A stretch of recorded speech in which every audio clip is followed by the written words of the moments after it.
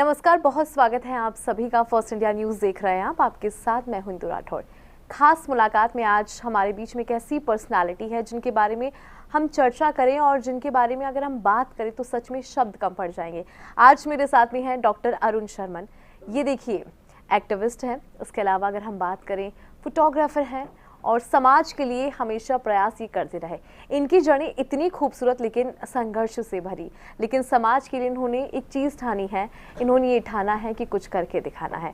Doctor Arun Sharman, बहुत स्वागत है सबसे पहले आपका। प्रणाम आपको।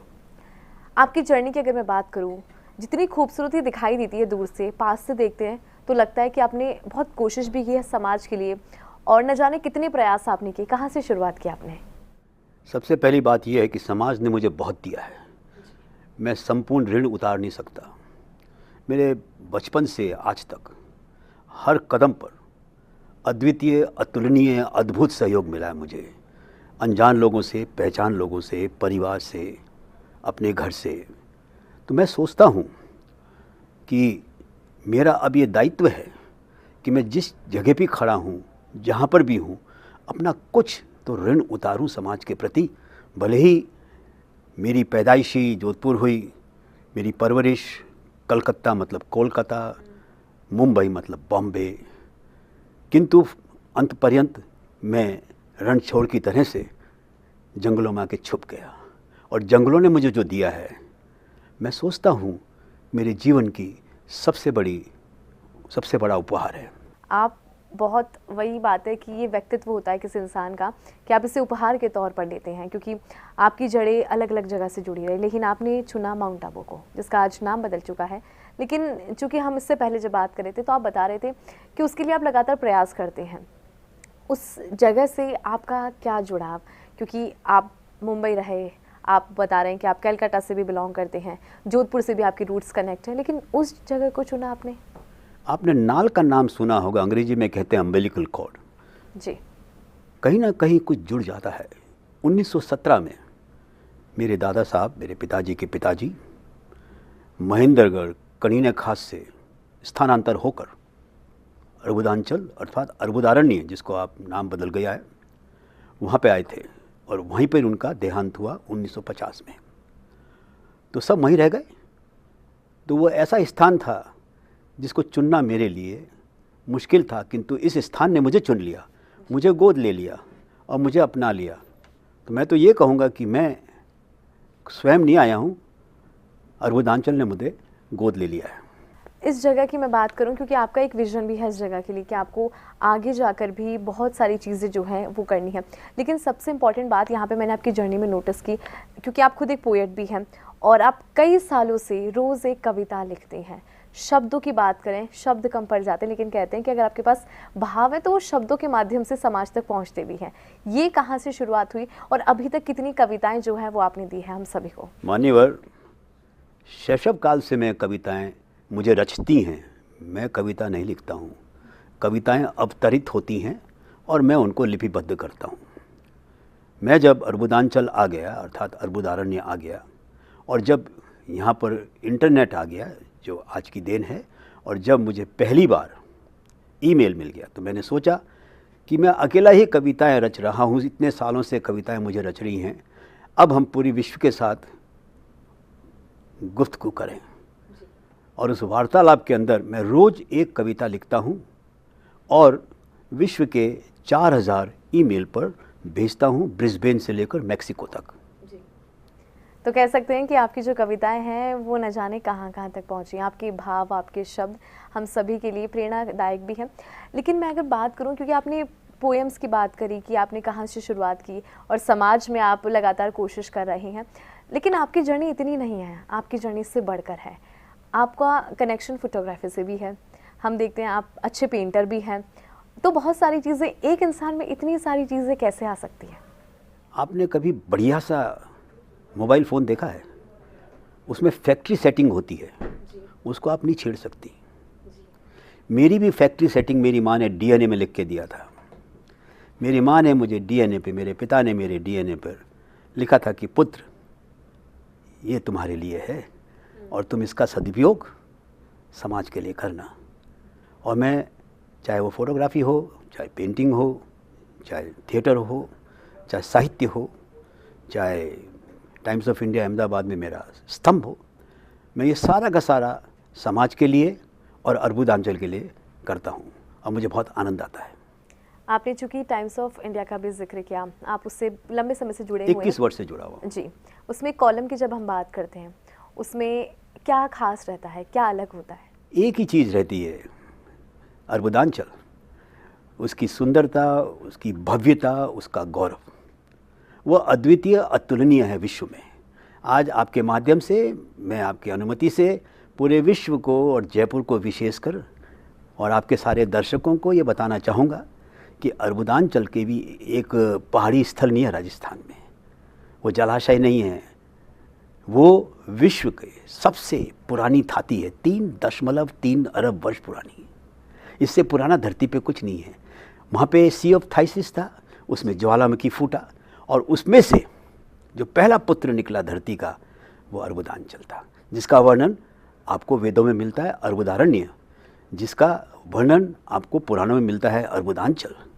और उसके बाद यहाँ पर जो कुछ भी है वो अति अति अति पुरातन है, चाहे वनस्पति हो, चाहे वन्यजीव हो, चाहे शास्त्र हो, चाहे पुराण हो, चाहे यात्रा वृत्तांत हो, चाहे इतिहास हो, चाहे साहित्य हो, चाहे शिक्षा हो। ये तो राम लखन की पाठशाला है, ये तो वशिष्ठ का आश्रम है।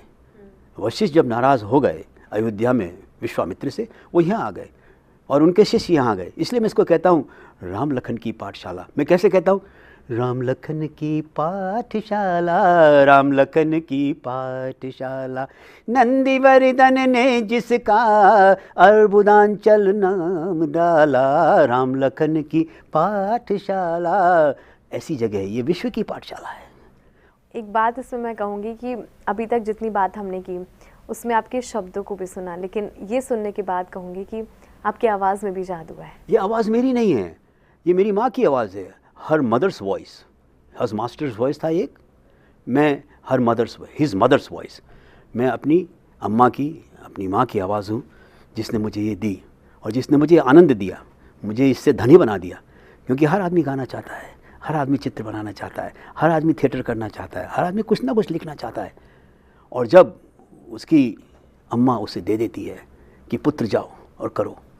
डॉक्टर अरुण, आपने अपनी माँ का भी यहाँ पे जिक्र किया, साथ ही आपने जिक्र यहाँ पे थिएटर का किया, तो हम देखते हैं आपकी जर्नी के अंदर, क्योंकि आपकी माँ ने बहुत ज़्यादा इम्पॉर्टेंट भूमिका इसमें निभाई है, थिएटर से भी आपका जुड़ाव जो है वो रहा। मैं जानना चाहूँगी उससे कैसे कनेक्ट हुए आप?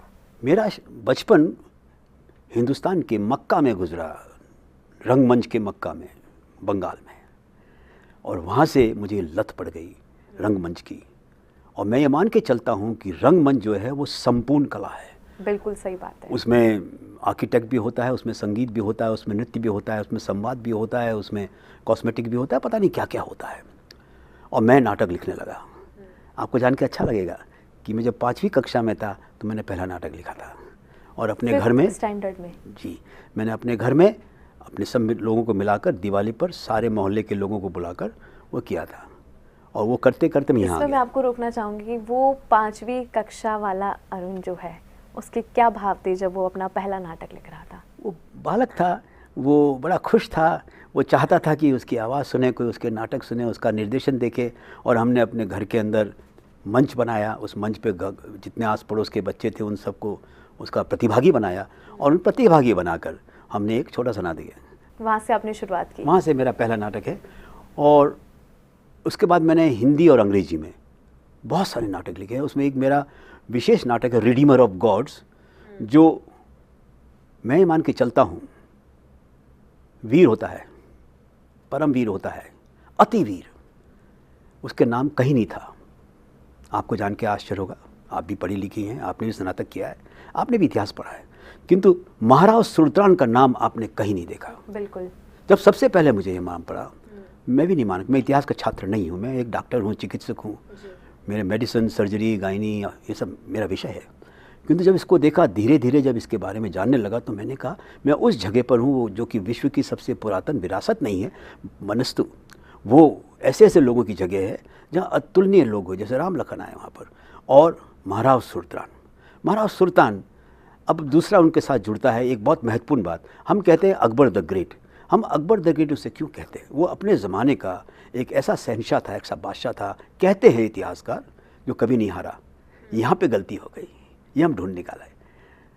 सुल्तान ने उसको एक बार नहीं, 2 बार नहीं, 3 बार, और महाराणा प्रताप को रक्षा करने के लिए आप जो देखती हैं, महाराणा प्रताप को लगभग अकबर पकड़ लेता, किंतु ये युवा राजा माउंट आबू का महाराव सुरत्रान, सुर मतलब देवता, त्राण मतलब रक्षक, ये देवताओं का रक्षक था।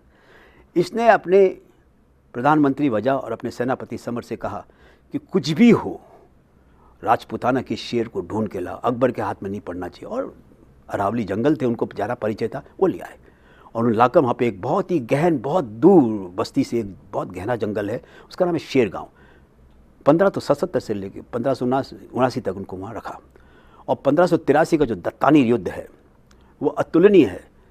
मैं अतिशोक्ति करता हूँ क्षमा याचना के साथ कि 12 घंटे में सुल्तान ने अकबर के 1 लाख सिपाही मार दिए। हो सकता है ऊपर नीचे हो, किंतु मैं कहने बड़ा मज़ा आता है, आनंद आता है, गौरव होता है, गर्व होता है, बच्चे की तरह से मैं बल्लियाँ कूदता हूँ कि उन्होंने 1 लाख सिपाही मार दिए। उसके बाद आज तक कोई भी आतताई, आक्रांता, उसने अरबुदांचल पर कभी हमला नहीं किया। सबने दोस्ती की, यहाँ तक कि अंग्रेज जब आए तो उन्होंने हमला नहीं किया और सब राजों को उन्हें छीना बंदूक की नोक पर, राजपूताना में भी।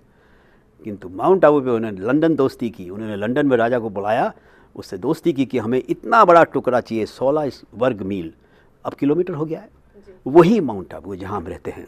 और आप आइए, सबको बताइए कि अरबुदांचल जो है उसको बहुत ज़बरदस्त संरक्षण चाहिए। वहाँ पे जयपुर नहीं लाना है हमको, वहाँ पे लंदन नहीं लाना है, वहाँ पे हमको न्यूयॉर्क नहीं लाना है, वहाँ पे हमको अरबुदांचल का जो गौरव है, अरबुदान की जो गरिमा है, अरबुदान की जो भव्यता है, जो पावनता है, उसको बरकरार रखना है। अभी आपने कहा कि हमें ना न्यूयॉर्क लाना है, ना लंदन लाना है और ना ही जयपुर लाना है वहाँ पे। तो इसमें एक बात सामने आती है, जब हम डेवलपमेंट की बात करते हैं सर, तो आपने देखा होगा कि डेवलपमेंट की एक अलग डेफिनेशन है, लेकिन आपकी सोच बिल्कुल अलग है। आप उसकी विरासत को ज़िंदा रखना चाहते हैं, जो वो प्राचीन, जो हम कहते हैं कि जो फील आता है वहाँ पे जाने के बाद, उसको आप ज़िंदा रखना चाहते हैं। लेकिन क्या प्रयास करने चाहिए उसके लिए हमें? अभी माननीय मुख्यमंत्री अरबुदांचल आए थे और उनकी कृपा रही कि उन्होंने मुझे साक्षात कर दिया। मैंने उनसे एक ही प्रार्थना की थी, निर्माण हमें बिल्कुल नहीं चाहिए, हमें विकास चाहिए। क्या डेफिनेशन क्या है विकास? मैं वही कह रहा हूँ, विकास का मतलब होता है जितनी वहाँ के सौंदर्य की सुविधाएं हैं उनका संरक्षण करते हुए आधुनिकता। आपका फ़ोन है, इंटरनेट की उपलब्धि कराइए, सड़कों को साफ़ कीजिए, यातायात ढंग से कीजिए, संपर्क आसान कीजिए, बिजली न जाए। एक दिन में 5 बार बिजली जाती है, नहीं जानी चाहिए बिजली। ये छोटी छोटी चीज़ें हैं, नन्ही नन्ही चीज़ें हैं। अंग्रेजी में कहते हैं ना, perfection is not trifle but trifle makes perfection. So these trifles will make perfection. और उनसे संपर्क करना चाहिए जो उसको जीते हैं, सांस में जीते हैं, इसको ओढ़ते हैं, बिछाते हैं। मैं दृष्टता से कह रहा हूँ आपके माध्यम से, वो मैं हूँ जिसने पहली बार माउंट आबू पे किताब लिखी है और बहुत जल्दी ही ये पुस्तक छपेगी, जिसका नाम है Mount Abu the abode of gods. Doctor हर इतवार को एक निःशुल्क दवाखाना चलाता है गरीबों के लिए, आदिवासियों के लिए, स्त्रियों के लिए, बच्चों के लिए। और पिछले 42 साल में मैंने 10 करोड़ रुपए की दवाई बांटी है निःशुल्क। क्या बात है। और ये मैंने अपने नहीं बांटी, मुझे सबने सहयोग दिया है, कईयों ने मुझे अनुदान दिया है और उसके द्वारा ही चलता है। मैं चाहूँगा कि ऐसी प्रयास हर डॉक्टर अपने क्षेत्र में हफ्ते में 1 बार करे। मेरे देश में बहुत ज़रूरत है मेरे देशवासियों को ऐसे सहयोग की। अब मैं आपसे चूँकि इतनी देर से बात कर रही हूँ, तो उसमें आपकी कविताओं का जब जिक्र हुआ तो मेरा मन भी करने लगा कि एक कविता तो हमारे सभी दर्शक भी सुने आपकी। शीर्षक है अधरों के तट पर खड़े खड़े। मैं आपको ये सुनाता हूँ। बिल्कुल। अधरों के तट पर खड़े खड़े, अधरों के तट पर खड़े खड़े, सांसों के सैलाब की सुगंध पीली हमने, जीली जी विषा फिर हमने। अधरों के तट पर खड़े खड़े, अधरों के तट पर खड़े खड़े, अधरों के तट पर खड़े खड़े, अधरों के तट पर खड़े खड़े, अधरों के तट पर खड़े खड़े, अधरों के तट पर खड़े खड़े, अधरों के तट पर खड़े खड़े। बहुत ही सुंदर। सबसे अंत में लेकिन सबसे महत्वपूर्ण सवाल आपसे मेरा ये रहेगा कि जब हम आबू राज की बात करते हैं, माउंट आबू जिसकी हम बात करते हैं, उसमें आपने देखा कि आपने बहुत कोशिश की है और वो जो जुड़ाव है ना आपका, वो वाकई में नज़र आता है आपके शब्दों में, आपके प्रयासों में। लेकिन हर एक व्यक्ति को, जो आज की जनरेशन है, उनको अपनी तरफ से क्या कोशिश करनी चाहिए इसमें? A tree a day, no other way. A tree a day, no other way. No, no, no, no, no, no, no, no, no other way. No, no, no, no other way. A tree a day, no other. आओ पेड़ लगाएं, सूखी ज़मीं हरी बनाएं, सूरज के गुस्से को, रूठी बरखा को, आओ मिलके मनाएं। आओ पेड़ लगाएं। जंगल पेड़ से होता है, वन्य जीव से नहीं होता है। पेड़ लगाओ, अब भर दो उसको, एक पत्ता नहीं कटने देंगे। अब नहीं होने देंगे जंगल को नंगा, कर देंगे दंगा, हम कर देंगे दंगा। हल्ला बोल बोल बोल बोल, हल्ला बोल बोल बोल बोल, हल्ला बोल बोल बोल बोल, हल्ला बोल बोल बोल बोल। चिपक जाएंगे पेड़ों से हम देंगे अपनी जान, अरे पत्ता भी छुआ तो देखो खो दोगे तुम प्राण। हल्ला बोल बोल बोल बोल, हल्ला बोल बोल बोल बोल, हल्ला बोल बोल बोल बोल, हल्ला बोल बोल बोल बोल। जंगल का चप्पा चप्पा है जंगल की पहचान, अपने प्राणों से भी प्यारे वन जीवों के प्राण। हल्ला बोल बोल बोल बोल, हल्ला बोल बोल बोल बोल, हल्ला बोल बोल बोल बोल, हल्ला बोल बोल बोल बोल। क्या बात है, वाकई ये जो भाव है यही मैटर करते हैं। बहुत शुक्रिया, आपने अपनी जर्नी को भी यहाँ पे साझा किया और हम सभी को प्रेरणा दी है, आपने इंस्पायर किया है कि हम सभी को भी कोशिश करनी चाहिए। बहुत शुक्रिया। आपको प्रणाम। मैं चाहता हूँ आपके माध्यम से पूरा राजस्थान, पूरा जयपुर, पूरी सरकार इस बात को संज्ञान लेवे कि अर्बुदांचल को, अर्बुदांचल की गरिमा रहने दीजिए। और कुछ मुझे कहना नहीं है, मैं इसके लिए निरंतर प्रयासरत हूँ और मैं जो भी सहयोग देगा उसका मैं आभारी रहूँगा। एक बार फिर आपकी माध्यम से आपको और आपके सभी अधिकारियों को, मेरे सारे कैमरामैनों को, सबको बहुत बहुत धन्यवाद। Once again thank you so much. तो देखिए, इनकी जर्नी को तो हमने जाना, लेकिन जर्नी से ज़्यादा खूबसूरत इनके प्रयास है। हमारे आसपास अगर हम देखेंगे तो बहुत प्रकृति की जो खूबसूरत नज़ारे वो नज़र आते हैं, लेकिन उसमें जो विघ्न होता है उसे रोकने के लिए, जिसे हम डेवलपमेंट का आज नाम देते हैं, उसे रोकने के लिए, क्योंकि डेवलपमेंट होना चाहिए लेकिन प्रकृति का साथ हमें हमेशा देना होगा और जो प्रकृति है, जिसका रूप है, उसके साथ ही हमें चलना होगा। तो फिलहाल आज की इस खास मुलाकात में इतना ही।